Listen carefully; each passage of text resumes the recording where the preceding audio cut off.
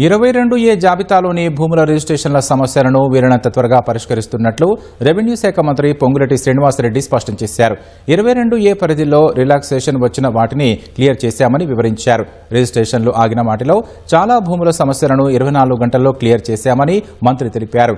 ఈ విషయంలో ప్రతిపక్షాలు అబద్దాలతో ప్రజలను భయాందోళనకు గురిచేస్తున్నాయని మండిపడ్డారు. రాష్ట్రంలోని 22A భూములపై ప్రతిపక్షాలు అసత్యాలు ప్రచారం చేస్తున్నాయంటూ మంత్రి పొంగులేటి ఆగ్రహం వ్యక్తం చేశారు.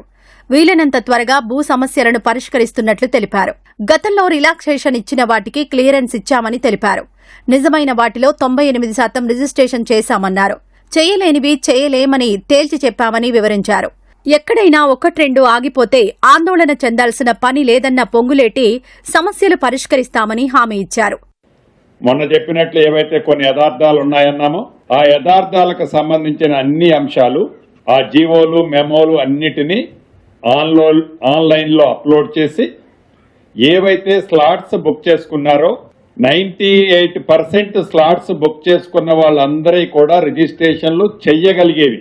22A పరిధిలోకి రిలాక్సేషన్ గతంలో వచ్చి ఉన్న వాటిని రిలాక్సేషన్ చేసిన వాటిని క్లియర్ చేయటం జరిగింది.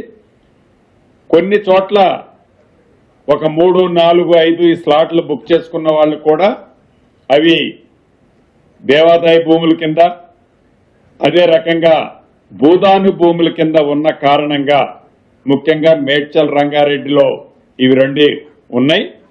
వాటికి సంబంధించిన వాటిని చేయలేము అని 3-4 సుమారుగా 300, 302 స్లాట్లు బుక్ అయితే ఈ రోజుకి దాంట్లో ఒక 12, 13 చెయ్యలేని వాటిని చెయ్యలేనని రిజెక్ట్ చేయడం జరిగింది. టోల్ ఫ్రీ నంబర్ పనిచేయడం లేదంటూ ప్రతిపక్షాలు చేస్తున్న వాదనను మంత్రి పొంగులేటి ఖండించారు. ఇప్పటి వరకు ఈ టోల్ ఫ్రీ నంబర్కు 1162 కాల్స్ వచ్చాయని పేర్కొన్నారు. కొందరు దొంగ జీవోలు మెమోలు తెచ్చి రిజిస్ట్రేషన్ కోసం ఒత్తిడి చేస్తున్నారని అసహనం వ్యక్తం చేశారు. అలాంటి వారిపై కేసులు తప్పవని హెచ్చరించారు. ప్రభుత్వంపై ఒత్తిడి పెంచి దొంగ జీవోలతో రిజిస్ట్రేషన్ చేసుకోవడం సాధ్యం కాదని మంత్రి పొంగులేటి తేల్చి చెప్పారు. టోల్ ఫ్రీ నెంబర్ కి 980 కాల్స్ వచ్చాయి. వీటికి సంబంధించిన ఏ జిల్లాకు సంబంధించిన కాల్స్ ని ఆ జిల్లా కలెక్టర్లకి ఫార్వర్డ్ చేయటమే కాకుండా ఇప్పుడు నేను సమీక్షించినప్పుడు దీంట్లో ఎలిజిబిలిటీ అంటే గవర్నమెంట్ ఆస్తులు కాకుండా ప్రైవేటు ఆస్తులు ఏవైతే ఉన్నాయో దానికి సంబంధించిన అంశాలు తక్కువ ఉన్నాయి. ఏవైతే ఈ 22Aకి సంబంధించి రిజిస్ట్రేషన్లు ఆగిది ఇతరత్ర ఉన్న వాటిని కూడా జెన్యూన్ ఏవైతే ఉన్నాయో వాటి క్లియరెన్స్ 24 hours హైయెస్ట్ పోతే 36 hours.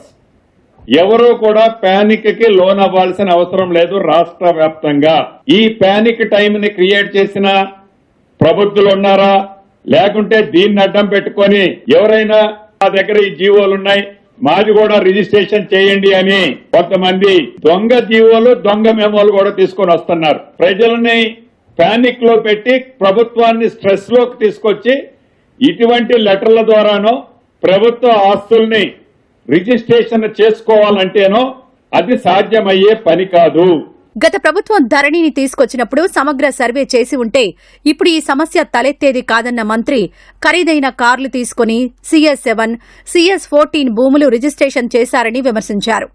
ముఖ్యమంత్రి రేవంత్ రెడ్డి ఆ విషయాన్ని లేవనెత్తడంతో వివాదంలో పడ్డాయని వివరించారు.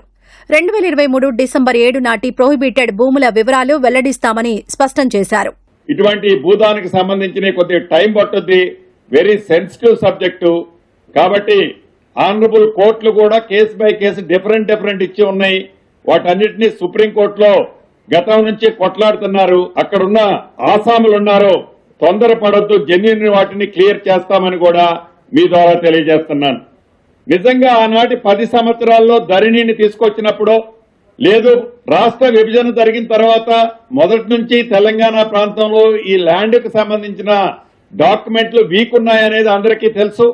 దీన్ని స్ట్రీమ్ లైన్ చేయాలి అంటే సర్వే చేయాలనే కాన్సెప్ట్ ని ఆనాటి 10 సంవత్సరాల్లో థింక్ చేసి సర్వే చేసి ఉంటే ఈనాడు ఈ సమస్యలు ఇన్ని వచ్చి ఉండేవి కావు.